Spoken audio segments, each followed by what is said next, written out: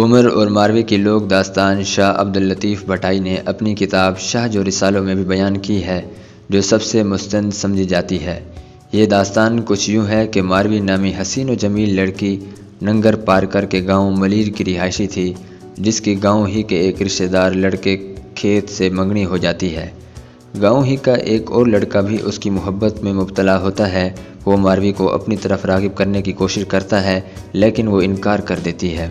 حسد کا مارا یہ شخص اس وقت کے حکمران عمر سومرو کے دربار میں چلا جاتا ہے، جس سے شہر عمر کوٹ منسوب ہے، اور پھر اسے شاعرانہ انداز میں ماروی کے حسن کے متعلق بتاتا ہے۔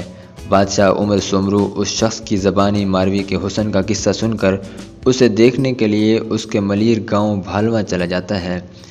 جب بادشاہ گاؤں میں آتا ہے، اس وقت ماروی ایک کنویں سے پانی نکال رہی ہوتی ہے۔ بادشاہ اسے حسن بلاخیز پر نظر پڑتی ہے، مبہوت ہو جاتا ہے۔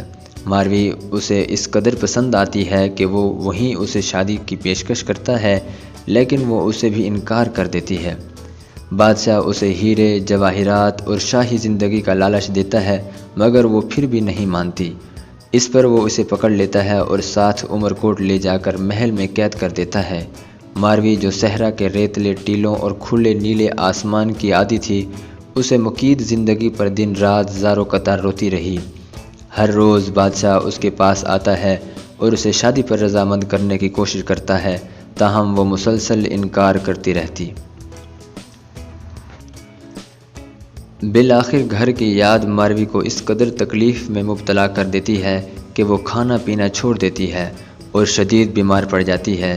جب عمر کو اس کی بیماری کی اطلاع ملتی ہے تو وہ دوبارہ اس کے پاس آتا ہے اور شادی کرنے کی درخواست کرتا ہے۔ اس پر ماروی اسے جواب دیتی ہے کہ اگر میں اپنے وطن کی یاد میں دم توڑ دوں تو میرا جسد خاکی میرے گھر لے جانا، تاکہ میں صحرا کی ریت میں آرام کر سکوں۔ مرنے کے بعد ہی صحیح، اگر میری ہڈیاں ملیر پہنچ گئیں تو میں پھر سے زندہ ہو جاؤں گی۔ عمر ماروی کی وطن سے محبت کا یہ عالم دیکھ کر بالآخر 1 سال کی قید کے بعد رہائی دے دیتا ہے۔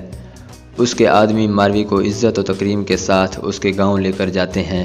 بادشاہ کے آدمی گاؤں والوں کو یہ پیغام بھی دیتے ہیں کہ ماروی کو جس حالت میں لے جایا گیا تھا، یہ اسی حالت میں واپس آئی ہے۔ لیکن اس پیغام کے باوجود جب ماروی اپنے گاؤں پہنچتی ہے تو گاؤں کے عمائدین اس کی پاک دامنی پر شک کرتے ہیں، لیکن اس کا منگیتر کھیٹ اسے واپس لے جاتا ہے اور ان کی شادی کی تیاری شروع ہو جاتی ہے۔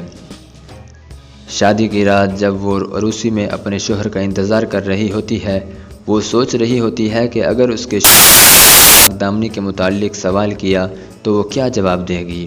یہ خیال اس کے لیے ناقابل برداشت ثابت ہوا۔ اس نے آخری سانس لی اور وہیں دم توڑ گئی۔ یہاں ماروی کی کہانی تو ختم ہو گئی، لیکن اس کا نام آج بھی زندہ ہے، اور اس کا نام امر ہونے کا حوالہ اس کی عمر سے محبت اور اپنے وطن سے لازوال محبت ہے۔ اسے آج بھی سندھی تاریخ بہادر خاتون قرار دیا جاتا ہے۔ ننگر پارکر بنیادی طور پر ایک چھوٹا سا قصبہ ہے جو عمر کوٹ سے 200 کلومیٹر کے فاصلے پر واقع ہے۔ یہاں وہ کنواں آج بھی موجود ہے، لیکن اب اس کے گرد ایک کمپلیکس بنا دیا گیا ہے جس کا نام ماروی کلچر کمپلیکس ہے۔